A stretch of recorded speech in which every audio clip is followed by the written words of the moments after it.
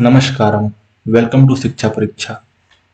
तो केमिस्ट्री के सेक्शन में हम लोग chemistry in everyday life chapter पढ़ रहे हैं, जिसमें से हमने अब तक इसके 3 लेक्चर देख चुके हैं।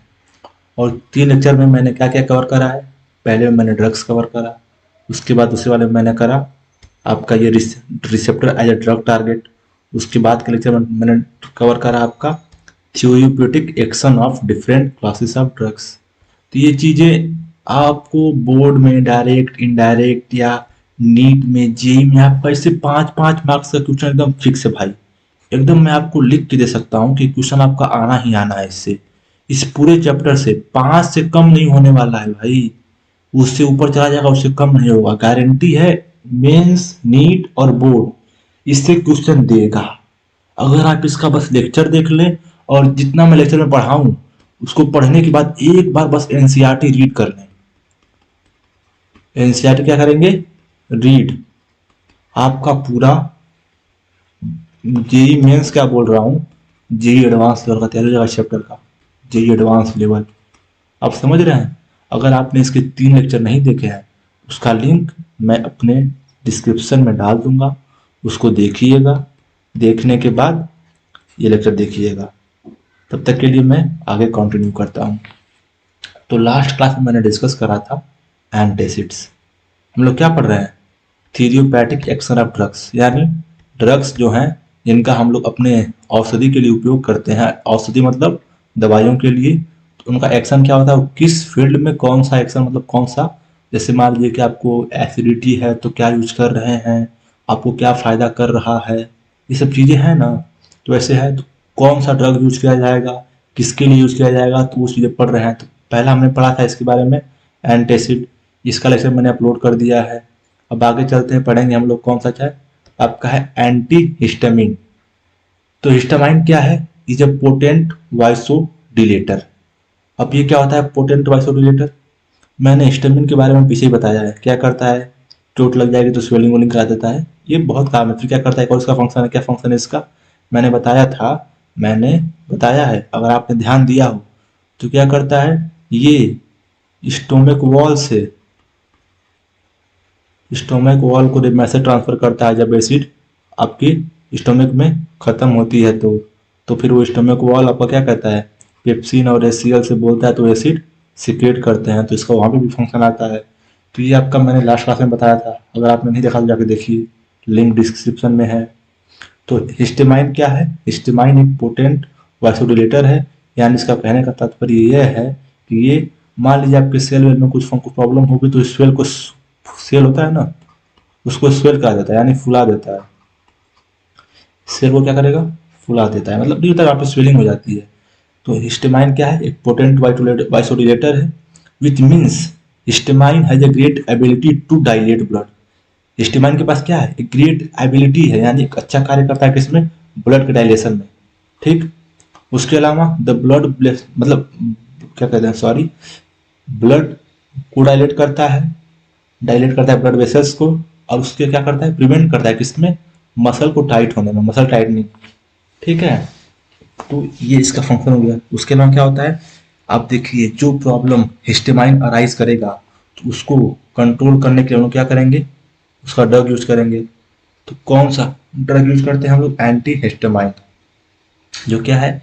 Anti histamine is a class of drugs that inhibit the physiological action of histamines. यानी क्या करता है? रोकता है।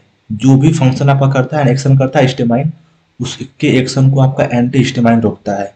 उसके अलावा एक और पॉइंट है, anti histamine are the type of drug which are use to treat allergies. Normally बता दे रहा हूँ आपको, एंटी हिस्टामाइन कब यूज की जाती हैं।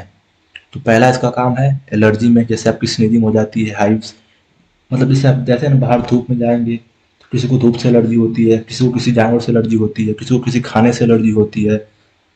आपका ये नसल कॉन्गेशन भी होता है। उसके अलावा स्नीजिंग नहीं होता कि मिट्टी लग जाती है तो आपको क्या कहते हैं, छींकाने लगती है, तो उसके लिए भी एंटी हिस्टामाइन ही यूज की जाती है। तो इन सारी भी चीज़ों के ट्रीटमेंट के लिए हम लोग एंटी हिस्टामाइन ड्रग्स यूज करते हैं। तो ये ड्रग आपका कौन कौन से हो सकते हैं? ये सब सिंथेटिक ड्रग होते हैं। कौन कौन सा है इसमें? ब्रोमफेनिरामाइन, जिसको हम लोग डाइम टैप भी कहते हैं, और एक और है टारफेंडाइन, जिसको हम लोग सेंडेन कहते हैं। ये दोनों ड्रग यूज किए जाते हैं। तो एंटी हिस्टामाइन कौन कौन सी है?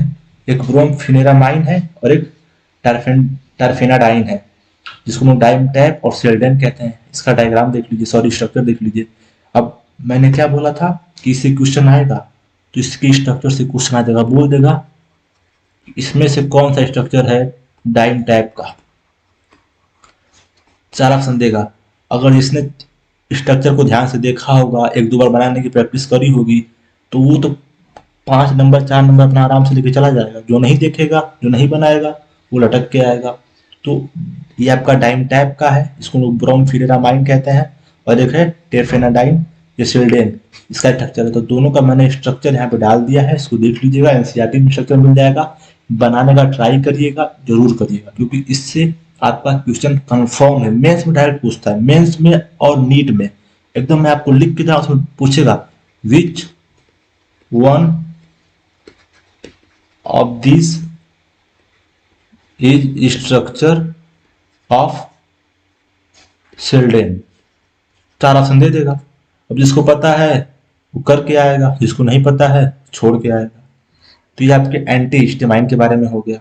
अब आगे चलते हैं, एक और है जिसका हम लोग यूज करते हैं, ट्रॉन्क्यूलाइजर्स। क्या है?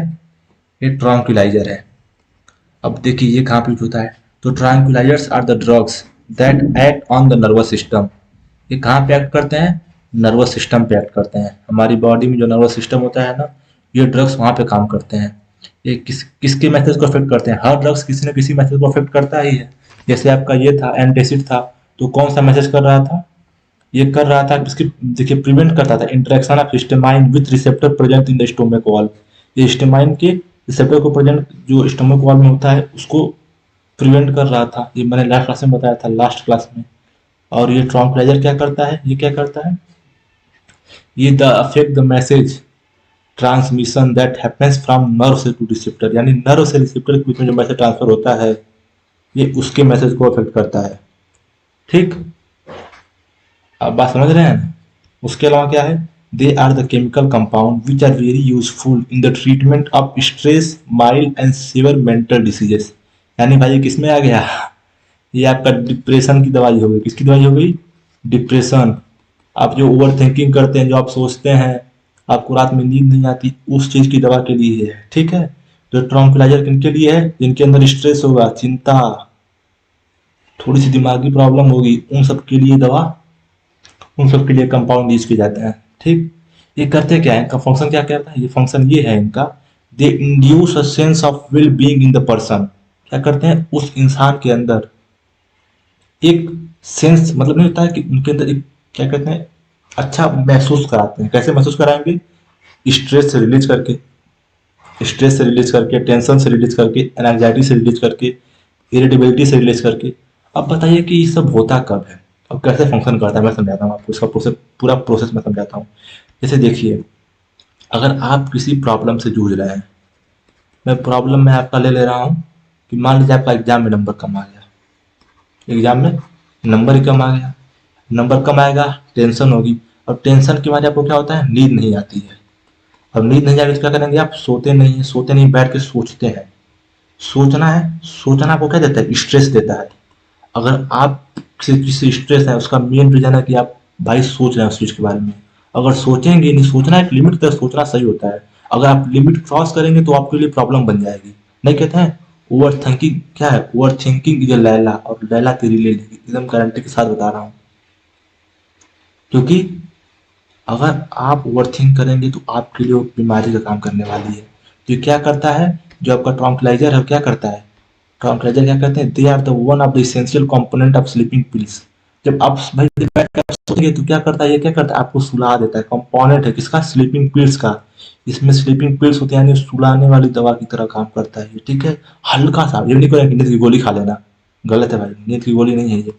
इसमें स्लीपिंग पिल्स होते हैं, जिससे आपका क्या होता है? इसेंशियल कंपोनेंट होते हैं, जिससे आप सोचने बैठेंगे तो आपको सोचने देता ही नहीं है। आप जब खाली बैठेंगे ना, अगर आप, मतलब क्या होगा, जब सोचता है इंसान क्या करता है? कहीं दीवार पर टिक लेगा, सोचना चालू कर देगा।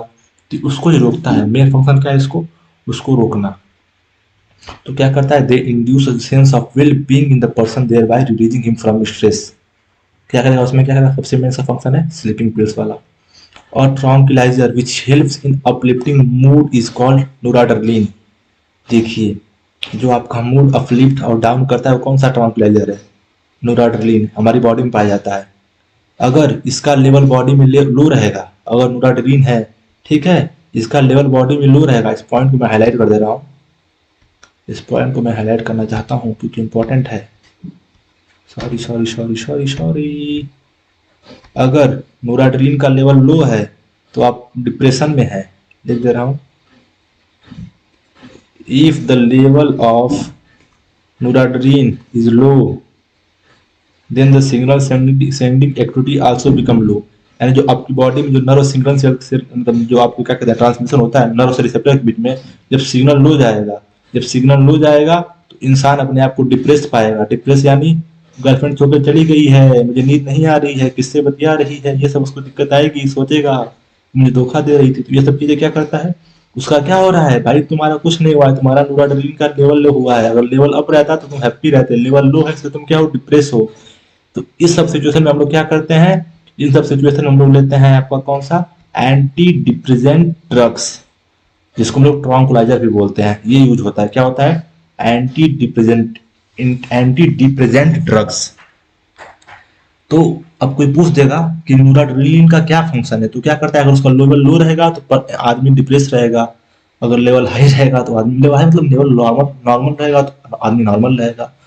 तो जब इसका लेवल लो रहता है तो हम लोग क्या करते हैं, एंटी डिप्रेसेंट ड्रग्स, क्योंकि भाई जब लेवल लो रहेगा तो आदमी डिप्रेशन में चला जाता है, इसको बोलते हैं डिप्रेशन में चला जाता है। तो या तो वो यूज करेंगे या ट्रॉन्क्विलाइजर, एक ही चीज है, उसी को यूज करते हैं। तो ये क्या करते हैं, this drugs inhibit the action of the enzyme that catalyse the degradation of, मतलब ये उसके एक्शन को रोकते हैं। जो नोराड्रेनालिन का जो एक्शन है ना, जो इसमें एंजाइम इन्वॉल्व है कैटालाइज करने में, उसको ये रोकते हैं रोकेंगे तो आपका जो लेवल रहेगा वो मेंटेन रहेगा, नोराड्रेनालिन का जो लेवल रहेगा वो मेंटेन रहेगा। अगर उसका लेवल लो हो जाएगा तो आप क्या करेंगे, डिप्रेस हो जाएंगे। उसका लेवल मेंटेन रहेगा तो सही है, तो आपका जो ड्रग्स होता है उसके लेवल को मेंटेन करके रखता है। तो मेन फंक्शन इसका यही होता है। कुछ और पॉइंट है, देख लेते हैं। इसके एग्जाम्पल कौन से हैं, इसके दो एग्जाम्पल है मैंने दिया है, iproniazid and phenelzine are the commonly use as antidepressant drugs. एक ये ड्रग है, स्ट्रक्चर देख लीजिए ध्यान से, और ये ड्रग, ये दोनों कौन से हैं, एंटी डिप्रेसेंट्स ड्रग्स। ये सब यूज किए जाते हैं जब आप क्या कहते हैं डिप्रेशन में रहते हैं तब। तो इसको समझिए थोड़ा सा। और एक आध डायग्राम और है, और एक ये है, ये भी ट्रॉन्क्विलाइजर्स हैं। ये सारे डायग्राम सॉरी स्ट्रक्चर आप देख लीजिए, वर्नॉल है, वैलियम है, स्ट्रॉन्टियम है। पूछ देगा कि बताइए इनमें से कौन सा ट्रॉन्क्विलाइजर नहीं है, ठीक। तीन ऑप्शन ये दे देगा, वर्नॉल, वैलियम, स्ट्रॉन्टियम, चौथा देगा सेल्डेन। क्या दे देगा, सेल्डेन। जिसको पता है कि भाई ये तो क्या है, तो एंटी हिस्टामिन है, जिसको पता रहेगा वो तो मार के आएगा, जिसको नहीं पता क्या करेगा, अगला अपन को तो मालूम ही नहीं है, अपन गलत करके आएगा, क्या जाएगा, 4 नहीं जाएगा, 0 नंबर ही मिलेगा, -1 मिलेगा, क्योंकि भाई नीट है, वो जेई है, तो उसमें तो -1 मिलेगा ना मेरे भाई, 4 भी नहीं मिलेगा, 0 भी नहीं मिलेगा, -1 मिलेगा। तो ध्यान रहे। तो जितने स्ट्रक्चर हैं, जैसे कौन सा किस में आता है, अगर एंटी हिस्टामिन है तो कौन सा है, और क्या कहते हैं एंटी हिस्टामिन है तो कौन सा है, ट्रॉन्क्विलाइजर है तो कौन सा है, ये सब चीजें आपको पता रहनी चाहिए। अगर नहीं पता है तो आप ध्यान गलत करके आएंगे, ठीक। तो आपका ये सब था, ट्रॉन्क्विलाइजर्स हैं, ट्रॉन्क्विलाइजर ये भी है, आप इसको देख लीजिए। और इसके अलावा मैंने आज क्या क्या कवर करा, मैंने पहले हिस्टामाइन, एंटी हिस्टामाइन बताया, उसके बाद मैंने बताया कि आप डिप्रेशन में कैसे जाते हैं, क्या प्रोसेस होता है डिप्रेशन में जाने का। आपका नोराड्रेनालिन का लेवल लो रहेगा तो आप डिप्रेशन में रहेंगे, अगर लेवल हाई रहेगा तो आप मस्त रहेंगे। तो बस यही काम है इसका। और मैंने पूरा प्रोसेस बताया क्या, कि ओवर थिंकिंग क्या है, मैं यहाँ पर लिख दे रहा हूँ, ओवर थिंकिंग इज लैला। और लैला क्या करती है, लैला ले लेती है। ये बात आपको याद रहनी चाहिए, ठीक है। तो ओवर थिंकिंग से बचने के लिए हम लोग क्या करते हैं, एंटी डिप्रेसेंट ड्रग्स लेते हैं, ओवर थिंकिंग को लो करेंगे, जब बैठ के सोचेंगे नहीं। अगर आप ट्रंक्विलाइजर ले लेंगे तो क्या करेगा, आपके अंदर क्या करेगा, ये इसेंशियल कंपोनेंट है स्लीपिंग पिल्स का, तो आपके अंदर sense of wellbeing provides, they induce sense of wellbeing और पर्सन को रिलीज करता है स्ट्रेस से। तो ये चीजें मैंने बताई। तो आज के लिए इतना ही है, तब तक के लिए शब्बा खैर। वीडियो को देखिएगा, सब्सक्राइब करिएगा, अगर वीडियो लेक्चर नहीं देखा है पहले का, उसको देखने के लिए आप डिस्क्रिप्शन में जा सकते हैं, वहाँ पे देखिएगा, शेयर करिएगा।